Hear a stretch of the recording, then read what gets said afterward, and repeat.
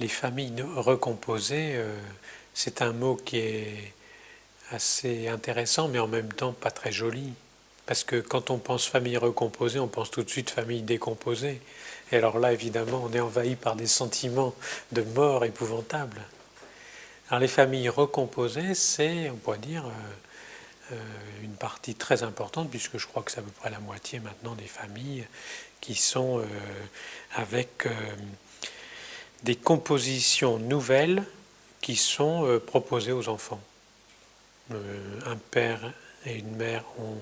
un, deux, cinq enfants, et puis ils divorcent. La mère retrouve un nouveau compagnon ou une nouvelle compagne, parce que les recompositions ne sont pas toujours hétérosexuelles. Et puis les enfants qui étaient de ce qu'on appelle le premier lit, ce qui n'est pas un très joli nom non plus, vont se retrouver dans une famille nouvelle, donc recomposée, avec la nécessité de faire un travail, on pourrait dire là, d'adoption du nouveau compagnon de leurs parents. Alors, il y a dans un certain nombre de cas des ouvertures qui se produisent. Et contrairement à ce qu'on pourrait penser, j'ai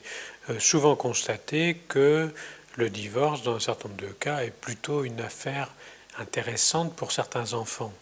Il ne faudrait pas penser que tout divorce par principe fait souffrir des enfants. Il y a des enfants qui vraiment trouvent que c'était la meilleure solution que leurs parents ont trouvée pour continuer à exister d'une façon valable. Et alors à ce moment-là, quand les parents se retrouvent un nouveau partenaire, un nouveau compagnon, il va se produire quelque chose qui est, bon, est-ce que cette fois-ci, mon père, ma mère, avec son compagnon d'avant, c'était terrible ce qui se passait, est-ce que cette fois-ci, il va trouver quelqu'un avec qui je vais m'entendre? Donc la recomposition familiale est un moment périlleux pour les enfants, puisque finalement, une surprise les attend. Alors de temps en temps, paradoxalement, la surprise est bonne. Et des enfants que j'ai été amené à suivre pendant quelquefois un certain temps, pour pas dire un temps assez long, dans le premier couple parental, au moment où ça se sépare, vont finalement être un peu soulagés. Et puis le parent retrouve un nouveau compagnon et à ce moment-là, d'un seul coup, je vois cet enfant se retrouver dans la même situation précédemment. Donc dans ce cas-là, ce n'est pas une bonne surprise puisque finalement se reproduit pour cet enfant quelque chose qu'il avait déjà connu avec le premier couple parental. Il y a des fois où le parent, on pourrait dire, affranchi par son expérience précédente, va se retrouver plus prudent dans ses nouveaux choix amoureux et pouvoir trouver quelqu'un qui finalement est plus en harmonie avec lui sur un certain nombre de plans, mais en ce qui nous concerne, celui des enfants, qui peut aboutir à quelque chose qui serait une sorte de pacification de la vie familiale. Donc je pense qu'il faut envisager le problème de la recomposition familiale non pas d'une façon dramatique, mais d'une façon ouverte. Et à chaque fois, se poser la question avec l'enfant de comment vit-il, lui, les différences qui lui sont proposées ou imposées et comment fait-il avec. Et c'est assez intéressant de voir que dans un certain nombre de cas, les choses peuvent avoir une évolution intéressante. Alors ce qui est quelquefois problématique, c'est que si ça peut s'ouvrir avec le nouveau compagnon du père ou de la mère, ce qu'on voit quelquefois, c'est que c'est la rivalité, on pourrait dire, semi-fraternelle, puisqu'il s'agit de demi-frères et demi-sœurs qui vont se trouver ensemble, qui prend des tours tout à fait désastreux. Et là, évidemment, il va être intéressant de travailler sur qu'est-ce qui se passe dans cette nouvelle configuration et quelle est la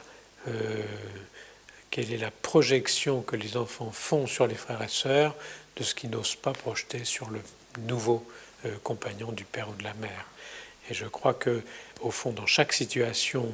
on se retrouve confronté à une situation nouvelle et qu'il va falloir, avec l'enfant qu'on est amené à suivre,